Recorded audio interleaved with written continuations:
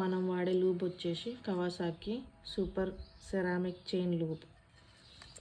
So దీన్ని first Sheikh చేసి ఇక్కడ మనం ఇక్కడ ఒకటి మీకు కనిపిస్తుంది కదా, ఇది దానికి దీనికి మధ్యలో ఓ టైప్ రింగ్ అనేది ఉంటుంది ఇక్కడ సెంటర్లో.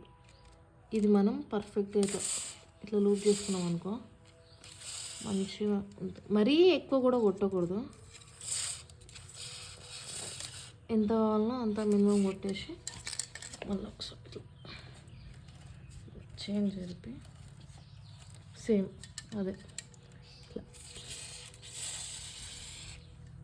అటు సైడ్ కూడా మనం ఓ టైప్ అన్నాం కదా, ఆ ఓ సైడ్ ఇట్లా మూవ్ చేసేసి చైన్ అంతా స్ప్రే చేసుకోవాలి.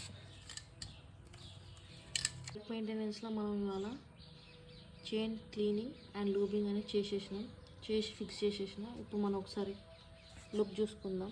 లూప్ చేసినాక ఎంత క్లీన్గా ఉన్నది అనేది బ్యాక్ స్పాకెట్ లుక్ ఒకసారి చూడండి. మనమైతే జనరల్గా ఎవ్రీ 600 కిలోమీటర్స్కి లూప్ అనేది చేసుకోవాలి క్లీన్ చేసి. సరే మళ్ళీ ఇంకో వీడియోలో కలుసుకుంటాం.